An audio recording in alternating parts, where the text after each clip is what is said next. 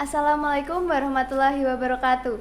Salam Pramuka. Salam, Perkenalkan, saya Aura Zara Sisielia Rahma. saya Setiawan Yoga Saputra. Di sini kami akan menjelaskan tentang sejarah kepramukaan di dunia dan di Indonesia. Ngomong-ngomong tentang sejarah kepramukaan, ada 3 istilah nih di pramuka. Apa aja, Kak? Nah, untuk 3 istilah tersebut, yang pertama adalah pramuka. Pramuka yaitu orang-orang yang berjiwa muda dan suka berkarya. Yang kedua adalah kepramukaan, yaitu nama kegiatan yang menarik dan mengandung pendidikan. Dan yang ketiga adalah gerakan pramuka, yaitu wadah atau organisasi tempat pramuka itu berkumpul dan menyelesaikan suatu masalah. Nah, Kak, bisa dijelaskan nggak sejarah kepramukaan di dunia? Sejarah pramuka di dunia pertama kali dimulai saat Baden-Powell menuliskan pengalamannya dalam buku Scouting for Boys pada tahun 1908. Buku tersebut dibuat untuk panduan acara perkemahan yang dirintisnya pada tahun itu. Baden-Powell lahir tanggal 22 Februari 1857 dengan nama Robert Stephenson Smith.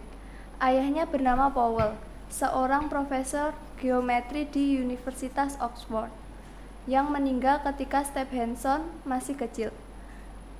Baden-Powell dikenal sebagai anak yang mencintai kegiatan luar ruangan atau outbound.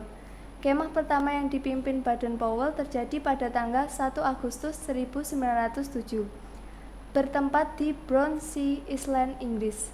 Oleh karena itu, tanggal 1 Agustus ditetapkan sebagai Hari Kepanduan Dunia. Tepat pada tanggal 30 Juli sampai 8 Agustus 1920 di Olympic Hall, London, kegiatan Jambore Dunia pertama kali diadakan dan diikuti sebanyak 800 peserta dari 34 negara. Dalam kegiatan tersebut, pada akhirnya Baden-Powell dinobatkan sebagai Bapak Pandu Sedunia. Oke, Kak, sekarang jelasin dong sejarah kepramukaan di Indonesia. Gerakan pramuka atau kepanduan di Indonesia dimulai sejak tahun 1923 yang ditandai dengan didirikannya NPO di Bandung. Sedangkan pada tahun yang sama di Jakarta didirikan organisasi JIPO. Kedua organisasi ini cikal bakal kepanduan di Indonesia melebur menjadi satu bernama INPO di Bandung pada 1926. Kepramukaan di Indonesia kemudian diresmikan pada tahun 1961. Hal ini mengacu pada keputusan Presiden RI nomor 112 tahun 1961 tanggal 16 April 1961 tentang panitia pemandu pelaksana pembentukan gerakan pramuka, dan ditegaskan lagi dengan keputusan Presiden RI nomor 238 tahun 1961.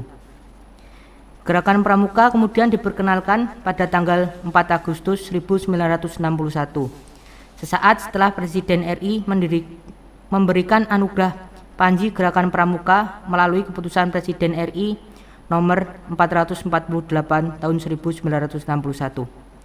Saat itulah tanggal 14 Agustus ditetapkan sebagai hari ulang tahun Gerakan Pramuka dan hingga saat ini diperingati setiap tahunnya. Nah, Praja Muda Karana atau disingkat Pramuka merupakan suatu kegiatan pendidikan non-formal yang bertujuan membentuk karakter dan memaksimalkan setiap potensi yang ada dalam diri kita, baik secara intelektual, spiritual, sosial, dan fisik. Dengan mengikuti kegiatan pramuka, kita akan lebih mudah menggali potensi atau skill dalam diri kita.